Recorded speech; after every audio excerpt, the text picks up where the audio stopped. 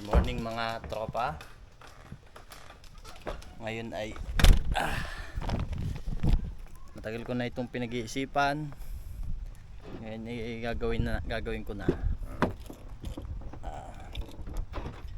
Ngayong araw na ito mga tropa ay bibili ako ng lupa dito sa Canada.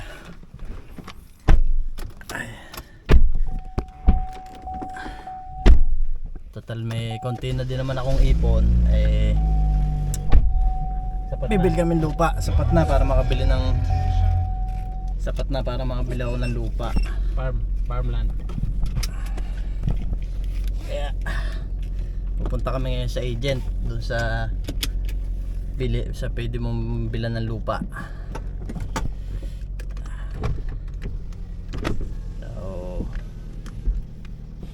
Mamaya na lang ulit mga tropa.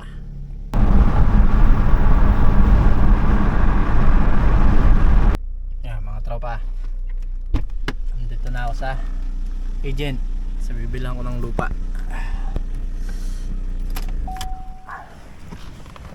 Yan, nandito na. Hindi ko pwedeng ipakita yung lugar dahil confidential. Mamaya na lang pag nakabili na. Nandito na kami sa agent. Sige. Nabili ko na. Pupuntahan na lang namin. Bilis lang pala ditong bumili. Kailangan mo lang talaga ay agent pambili. Tsaka dapat magaling yung agent mo. Dapat marunong mag-English para mabilis kang mabili. Minute lang Auto lang Puntahan lang namin yung yung lupa.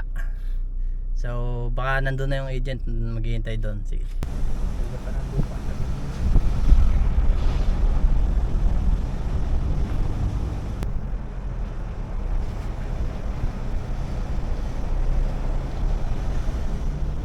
Dito si Pira doon sa bandang Calgary. Marami.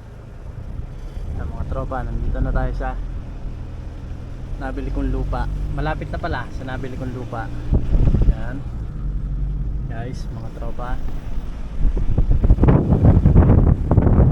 ito daw yun ano daw.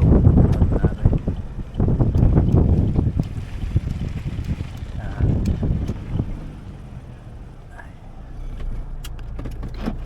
Wow.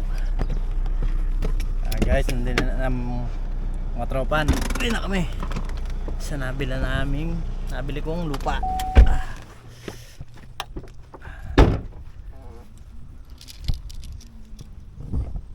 Tingnan nyo naman mga tropa, patag naman. May mais pa. Hindi ko akalaing makakabili akong lupa dito pre. Medyo nakaipon na din naman ako kaya ako yung nakabili na ng lupa. Nice. Oo. Ito, pupuntahan na namin yung lupa na nabili ko. Ito na yung lupa ko na. Ito na yung lupa ko nabili mga tropa. Ito. Nadali na namin, nabili namin lupa. Mapagtam na ng malunggay. Mga tropa, ito yung lupa na nabili namin. Ito.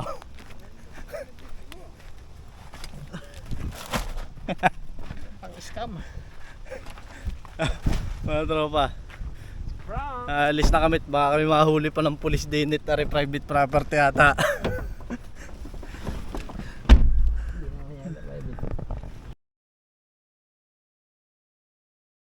Yan mga tropa, ang kawalang hiyaan.